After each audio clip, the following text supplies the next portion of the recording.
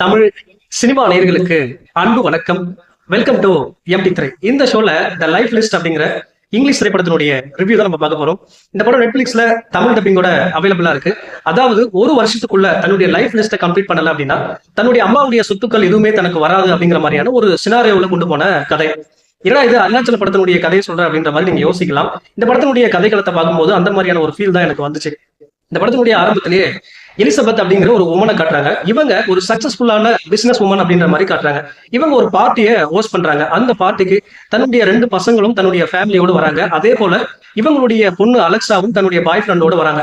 அலெக்சாவை பொறுத்த வரைக்கும் வந்து பாத்தீங்கன்னா வாழ்க்கையில அடுத்த கட்டமா என்ன பண்றது அப்படின்ற மாதிரி தெரியாம தன்னுடைய அம்மாவுடைய பிசினஸ் தன்னுடைய அம்மா கூட இருந்து பண்ணிட்டு இருக்காங்க. அந்த சமயத்துல எலிசபெத் வந்து ஒரு விஷயத்த சொல்றாங்க. அதாவது தனக்கு ஒரு நோய் இருக்கிறதாகும், சீக்கிரமா நான் இறந்து போயிடுவேன் அப்படின்ற மாதிரியும் சொல்றாங்க. அதுக்கேற்ற மாதிரி வந்து பாத்தீங்கன்னா இறந்தும் போயிடுறாங்க. சோ அதுக்கு பிறகு அவங்க எழுதி வச்சு ஒரு உயிரை படிக்கும்போது தன்னுடைய 2 பசங்களுக்கும் ஈக்குவலான ப்ராப்பர்ட்டியில ஷேர் கிடைக்குது. ஆனா அவங்களுடைய பொண்ணுக்கு வந்து பாத்தீங்கன்னா எதுவுமே கிடைக்கல. கையில ஒரே ஒரு டிவிடியை மட்டும் தான் கொடுக்குறாங்க. அந்த டிவிடியை பிளே பண்ணி பார்க்கும்போது தன்னுடைய பொண்ணு டீனேஜ் லைஃப்ல என்ன லைஃப் லிஸ்ட்டை எழுதி வச்சிருக்காலோ அதை கம்ப்ளீட் பண்ணணும் அப்படின்ற மாதிரி ஒரு டாஸ்க் கொடுத்துருப்பாங்க. அந்த லைஃப் லிஸ்ட்டை கம்ப்ளீட் பண்ணாதான் அவங்களுக்கு ப்ராப்பர்ட்டியில ஒரு சில விஷயங்கள் கிடைக்கும் அப்படின்ற மாதிரி சொல்லியிருப்பாங்க. அது என்ன லைஃப் லிஸ்ட், அதை வந்து அலெக்சா கம்ப்ளீட் பண்ணாங்களா இல்லையா, அண்ட் டூஸ்டே என்ன ஆகுது அப்படிங்கிறதா இந்த படத்தினுடைய மீதி கதை.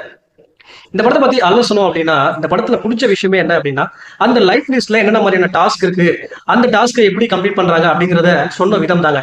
அதாவது உதாரணத்துக்கு அந்த ஸ்கூல் டீச்சரா இருக்கக்கூடிய அந்த டாஸ்கா இருக்கட்டும், அதே போல வந்து பாத்தீங்கன்னா அந்த ஸ்டாண்டப் காமெடியா பண்ணக்கூடிய அந்த டாஸ்கா இருக்கட்டும், எல்லாமே ரொம்ப நீட்டா ரசிக்கிற மாதிரி கொண்டு போயிருப்பாங்க.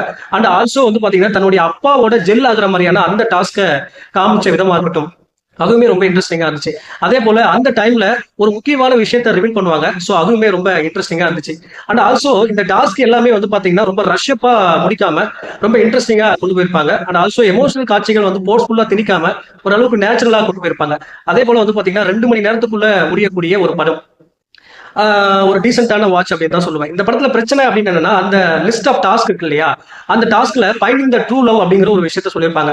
சோ அது ரிலேட்டடா வரக்கூடிய டிராமா, அந்த போர்ஷன்ஸ், அந்த சீன்ஸ் எல்லாமே வந்து பாத்தீங்கன்னா ஓரளவுக்கு அந்த அளவுக்கு இன்ட்ரெஸ்டிங்காகவும் சுவாரஸ்யமாகவும் இல்லாத இருந்துச்சு.